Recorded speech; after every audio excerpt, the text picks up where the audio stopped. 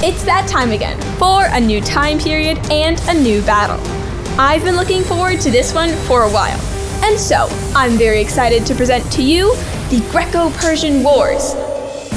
In the next 3 episodes, we will cover 3 major military engagements. Today, we start with the Battle of Marathon, while the next episode will focus on the Battle of Thermopylae, followed by the incredible naval Battle of Salamis. And so, please enjoy this episode of the most intriguing military battles, hosted by yours truly. The Greco-Persian Wars were a series of conflicts between the Achaemenid Empire and the Greek city-states, beginning in 499 BC and lasting until 449 BC. It is worth mentioning that though the Greeks worked together in this conflict, that was not usually the case. The Greek city-states were constantly at odds with one another, and the 2 main powers, Athens and Sparta, frequently fought small battles. The collision between the politically independent Greek city-states and the enormous empire of the Persians began when Cyrus the Great conquered the Greek-inhabited region of Ionia in 547 BC. Struggling to control the independent-minded cities of Ionia, the Persians appointed tyrants to rule each of them, who weren't evil dictators as the word may suggest, but simply Persian governors. The Ionian revolt had begun with an unsuccessful expedition against the island of Naxos, a joint venture between the Persians and the tyrant of the Ionian polis of Milesian, Aristogoras, who totally messed up the military operation. To hide his incompetence, Aristogoras abdicated and declared his city-state to be a democracy, calling its Greek citizens to revolt against the Persians, which they gladly did. The other Ionian cities followed suit, ejecting their Persian-appointed tyrants and declaring themselves democracies. The Athenians and Eretrians had succeeded in capturing and burning the main city of Ionia, Sardis, but they were then forced to retreat with heavy losses. This involvement was a strategic miscalculation, which drew Greece into a conflict with the meaningfully stronger Persian Empire. By 492 BC, the Persians had crushed the Ionian revolts, and the Persian king, Darius the Great, famously exclaimed, "Oh no you didn't," and vowed to have revenge on Athens and Eretria for this act of interference in the Persian internal affairs. Darius was perhaps too vengeful. One might even say Deadpool level. When it came to getting even with the tiny Greek city-states, which supported the rebellion against the Persians.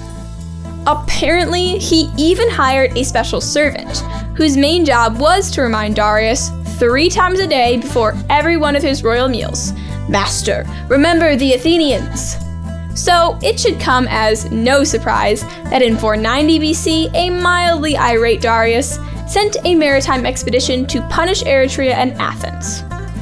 After the Persians successfully besieged, captured, and burned Eretria, they docked in the Bay of Marathon, about 27 kilometers or 17 miles northeast of Athens.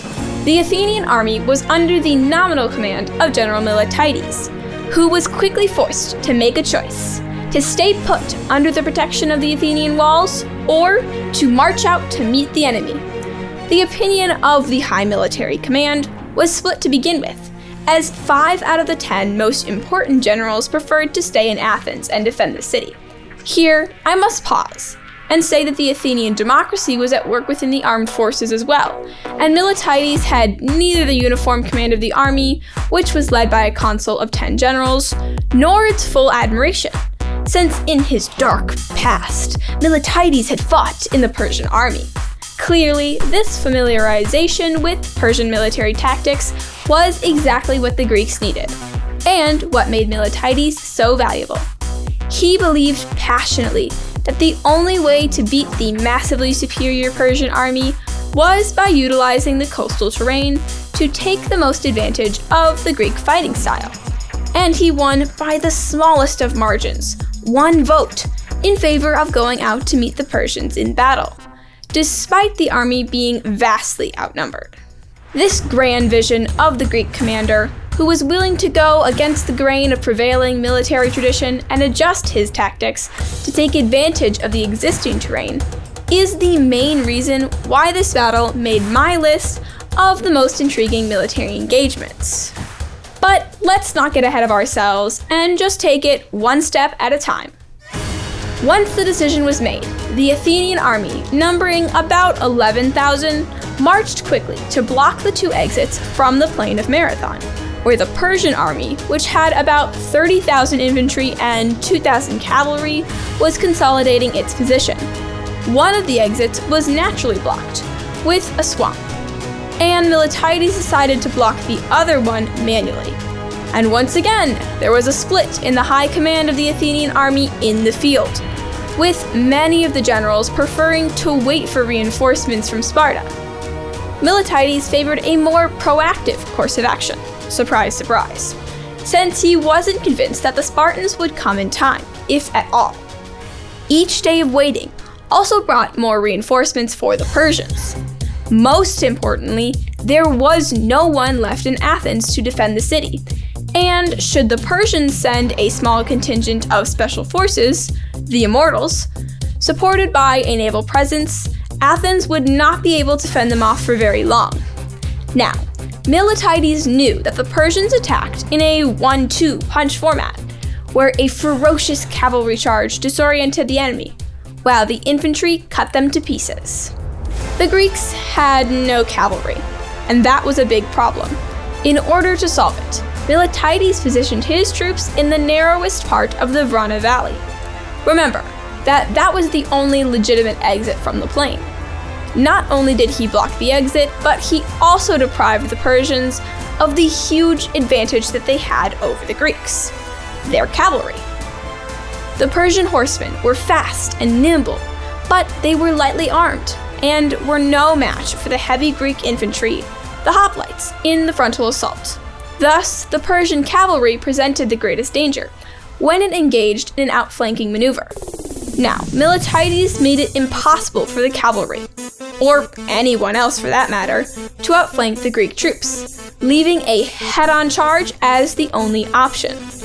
Miltiades knew that this frontal assault would be brutal, and given the numerical superiority of the Persian infantry, sooner or later the Greek line would break. He also knew that the Persians would direct their most vicious attack right at the center, committing the strongest unit to the task of breaking through the Greek defense formation, while stuffing the flanks with the weakest links. Thus, it would be logical to assume that the Greeks would do everything they could to reinforce their center in order to be able to repel the worst of the Persian assault, right? Wrong. Miltiades had already proven that he liked to do the unexpected, and so he did the exact opposite. He massively reinforced his flanks, while leaving the center as a soft underbelly. The Persians, of course, had no idea about any of it, except that they saw that the Greeks had just deprived them of their cavalry advantage. Not to be outdone, the Persian commander Datis loaded the cavalry and a few infantry units onto his ships, which set sail for the totally undefended city of Athens. Now, the Greeks were really in trouble. They had to win, and do it fast, so that they could quickly travel back to Athens in time to defend the city before it fell. And that is when Miltiades did something that no one in his army expected. Again, just when the Greeks got cozy and comfortable in the narrowest spot of the valley, knowing that no one could outflank them, Miltiades ordered them to move out into the open plain. Did the spirit of Dionysus, god of madness, take hold of him? His soldiers must have wondered. Why did we go through all this trouble to hide from being outflanked? But outflanked by whom? Remember that the horses were now on the long and relaxing cruise to Athens, and so were their riders. So the danger of a swift outflanking maneuver by the cavalry had simply vanished. And then, after 5 days of waiting, the Greek army unexpectedly went on the offensive, surprising their opponents, who were sure that the Greeks would try to hold on to their defensive positioning. From then on, all went according to Miltiades' plan. The Persian light infantry attacked, pushing the weak Greek center backwards. The Persians rejoiced, and to press their advantage, they sent the elite heavy infantry, the Immortals, who pushed even further ahead in the center, leaving their flanks behind in the dust. At the most critical moment, the heavy Greek phalanxes were able to stop the attack at the center, while the reinforced Greek flanks sent the weak Persian ones into a retreat and turned 90 degrees to face the main Persian force in the center, which by now had advanced far enough to be on the same line of sight with the Greek flanks. And thus, the Greeks executed a perfect pincer movement by squeezing the Persian center from 3 sides, and soon pushing them back to the coast, where the panicking Persian troops sought safety on their boats. Hey, that rhymed. While the Greeks managed to destroy several ships, the fleet remained largely intact, and the army still had sufficient fighting power to be dangerous. And while the Greeks did send the runner, who famously ran from Marathon to Athens to exclaim "Nike!" or "Victory," this victory was elusive at best. He also promptly died, and so that's why I do not tempt fate by running. Curiously, that 26-mile run is what most of us associate this battle with, and none of the actual info makes it from the textbooks into our heads. If the advanced units of the Persian fleet had reached Athens before the Greek army did and Athens fell, then the Greek army would be cut off from its logistical support base, and the victory would have turned into a disaster. The army was terribly exhausted, and yet the Greeks marched all night and made it to Athens just as the avant-garde Persian fleet approached the city walls. Seeing the entirety of the Athenian army on the walls of the city, the Persian commander allegedly uttered these historical words, later commercialized by the former governor of the great state of California. "I'll be back." Admittedly, our main source, the historian Herodotus, is sadly silent on this matter.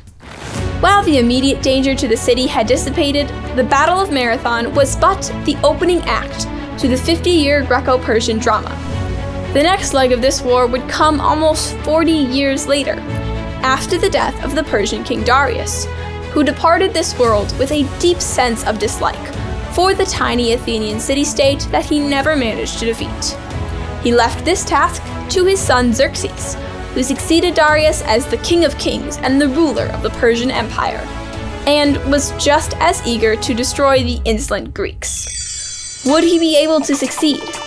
Even if you already know the answer to this question, please come back to my channel and watch the next episode on the Battle of Thermopylae, and my favorite engagement in this war, the naval Battle of Salamis. See you next time on the most intriguing military battles.